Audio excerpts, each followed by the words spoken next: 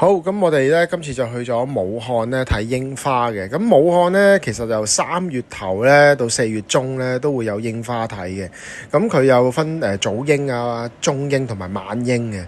咁我哋呢個屬於係差唔多季尾㗎啦。咁但係咧我發覺啲櫻花都好靚嘅。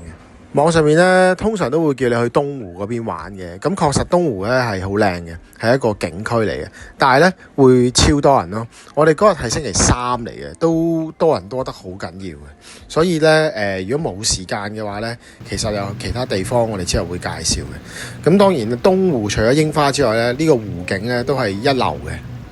呢個公園咧極大啊！我哋之後咧去歡樂谷啊、嗰個博物館啊，其實都喺附近嘅。咁我哋嗰日咧就喺呢個離園站嗰度落車啦。咁就喺離園站咧行過去一個叫做落水下碼頭嗰度啦。就坐呢個渡輪咧橫過呢一個東湖去到嗰個櫻花園嘅。其實坐豐原碼頭咧都可以坐船嘅，咁因為我哋想去個動物園仔嗰度睇下啲啱啱玩啦，咁就揀咗另外一個碼頭。嗰個動物園咧就唔使去啦，係非常之臭嘅。咁其實嗰個水上樂園嗰啲我都覺得麻麻地。咁啊過到去磨山嗰邊咧，坐完船之後，反而咧嗰邊嗰個樂園咧就幾正嘅，船飛110蚊來回，包埋櫻花園嘅入場券。但係我建議咧就唔好買來回啦，喺另外嗰邊咧就坐車走就算數啦。過咗湖之後咧，指示都好清晰嘅，咁好容易咧就會揾到呢個櫻花園嘅入口嘅。咁我哋睇下裏面有咩玩咧。就係櫻花園，其實原來係一個兒童遊樂場。維修啊，閂咗係嘛？有啊，去玩得㗎。裏面刺激少少嘅兒童遊戲咧都要收錢嘅。呢個繩網咧係揀咗個中難度路線，都要68蚊。咁大約可以行到15分鐘至20分鐘左右啦。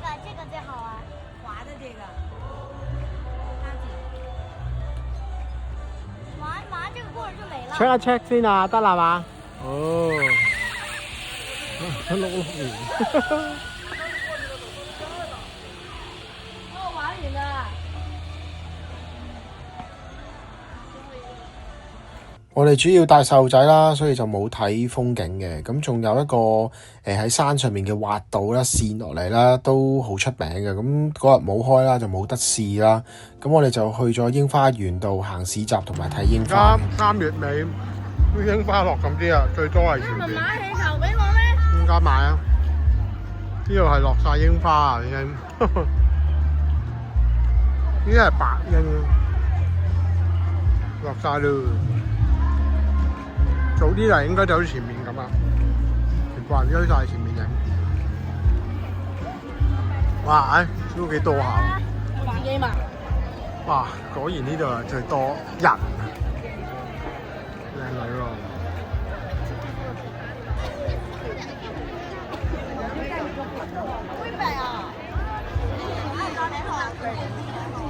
其實遊東湖咧，你可以混搭埋呢一個湖北省博物館啦，同埋武漢大學嚟遊覽嘅。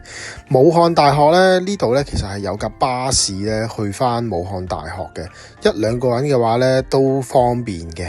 咁如果你多人咧，就個圈你都係坐返的士啦。夜晚咧，我哋去咗呢個武商夢時代呢個商場嗰度行啊。呢個屬於高端商場嚟，咁原來佢門口裏面咧已經有勁多櫻花，仲要種得好靚，又有打晒燈咁樣啦。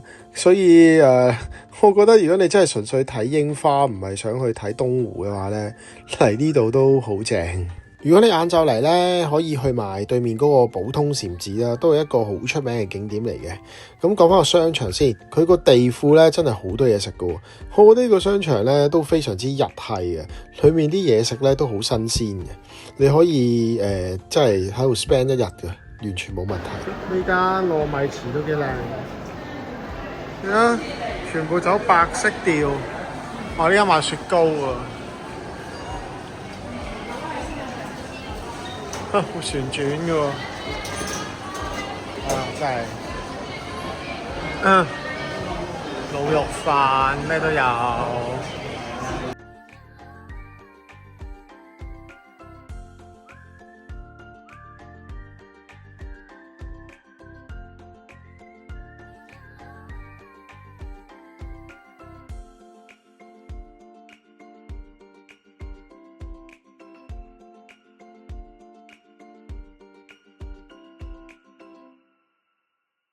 呢間新鮮零食幾得意喎，煎餅啊、米餅、咁多零食之類，呢種咁瘦嘅黐線。酥餅、豬肉乾、果汁，喂，有生果啊！睇下你有冇想要嘅生果。你都可以食呢個。想食呢個手指餅，都幾得意個名。其實都係賣零食啫，只不過佢話佢新鮮整，賣罐頭、果汁，哦，雞翼尖，幾特別啦個名改得幾好啊，幾吸引人啊個名。個裝修都幾簡潔。哦，有酸奶、鮮米酒、份藍莓40幾蚊，19蚊，大盒40幾蚊，都抵嘅。而家大陸啲嘢都真係幾掂。我想講咧，武漢嘅櫻花咧係無處不在。其實你留意下你住嗰間酒店附近嗰啲公園咧，可能已經有好嘢。咁我就住喺黃家灣嗰間 Westin 啦。佢隔離有個墨水湖咧，呢一度已經有啲好靚嘅櫻花噶啦。圍住呢個湖跑咧就要10公里嘅。咁當日咧我就麻麻啲狀態，跑咗5K 嘅啫。咁你可以租嗰啲共享單車踩啦。咁你就可以欣賞到成個湖裏邊嘅櫻花或者係景色啦。佢呢度啲櫻花開得好燦爛啦，同埋佢生長個形態比較自然嘅。呢個咧又係另外一個品種，呢個係深粉紅色嘅，桃紅色應該話係。跟住有個淺色嘅。哇，幾鬼靚啊！一流啊！哇，呢個湖咧，中間原來咧有條橋喎。咁咧，呢度有人釣下魚啦。成個景色好靚。前面咧又有一片櫻林啊！你睇下，都唔使去景點啦。哇，好靚啊！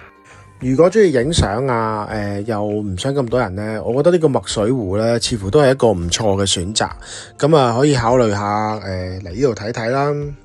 武漢嘅景點咧都有唔少嘅，其實仲有呢個古德寺啦，仲有呢一個黃鶴樓啦，仲有呢一個湖北博物館咧，都好值得去嘅。咁啊，下期再介紹。武漢咧仲有Gundam Base嘅，咁啊記住 like and subscribe 啊，唔該。